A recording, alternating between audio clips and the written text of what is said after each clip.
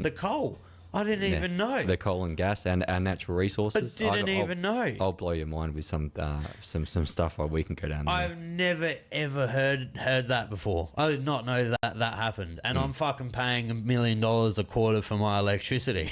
It's mate, it's one of the things that Australians, if we can forge together and have a connected voice on this, and a lot of my stuff that I put online, might divide people from right to left, but natural resources is something that it doesn't matter where you sit on the scale of things. If we are willing to sell and export our natural resources, coal and gas overseas for other countries to burn, yet we're not allowed to burn it ourselves because it's bad for the environment, it just doesn't make any sense. The hypocrisy of the government is so far to one side that we are just getting screwed as Australian people, and they're wrapping it up in this green energy climate change narrative that attacks people's morals, and that's where we're falling over as a country. Like, I'll give you a stat that'll make so many people on this podcast probably a little bit angry, but it's something that needs to be highlighted. Our natural resources, we're the third largest exporter of natural resources. Now, a lot of people call natural resource fossil fuels. I just call them natural resources. So coal, gas, lithium, nickel, iron ore, stuff like this, right? So natural resources.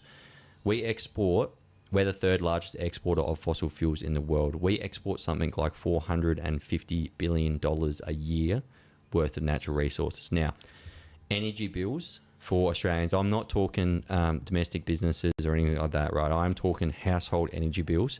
How much do you think worth in billions do Australians pay of household energy bills a year? I'd have to say, like, I'll let you know. It's roughly around 15 to 25 billion. So if we could have free electricity. Yeah. So if we and we don't even need to do a 20, 30 or 40% tax. If we did a 5 to 10% tax on our natural resources when they leave the country, right? We are literally giving away our natural resources as a country away for free. And if we tax 5 to 10% of them, we could not only cover household electricity bills for all Australians, we could reinvest that into, even if they wanted to go the green energy, both solar and wind, whatever. But we should be having, as Australians, if our energy bills should not be covered for 100%, it should at least be covered. It should be subsidised at least 75%. 75%, because if you cover them 100%, people just get stupid with it and they'll just leave lights on and shit like that. So you have to have maybe some little bit Everyone will have like a grow house in there. Yeah. Everyone will start growing marijuana. But do you know what I mean? If you had just like a little bit where it kept people honest with paying 10%, yeah, then people would be like, okay, maybe I won't leave this light on. So I don't know how fucking people's, like, I'm lucky I bought my house when I was really young and just rented it out, and I like did the appropriate things to like not have a fucking $800,000 mortgage.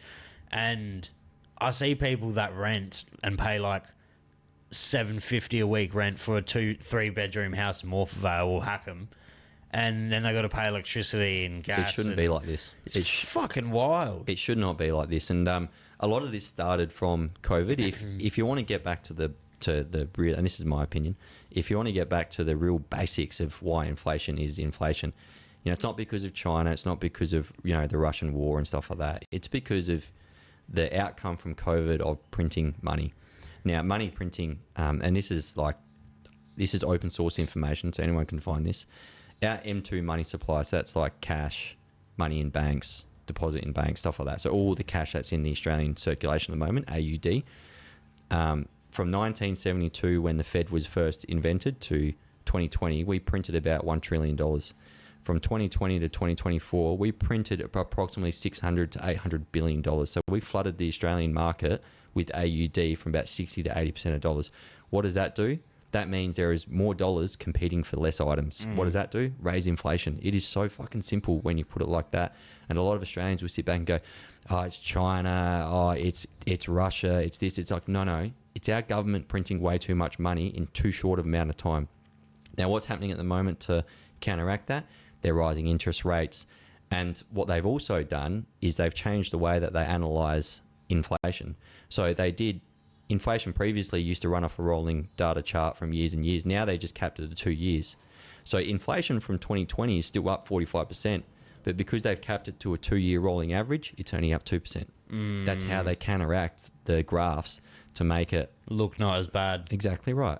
So, you know, one of the first things that I would do if I was in any like bit of government or in control is what we need to do straight away is we need to ensure that our Australian government is making more money than they spend, because what happens when they don't make more money than they spend? They print the difference.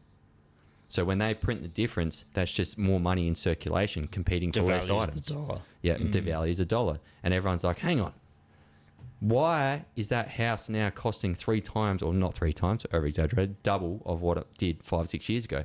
Because our government overspend and they print the difference. It's a silent inflation. So what do they need to do? They need to ensure that we are not spending more than we're earning, like any good business would do.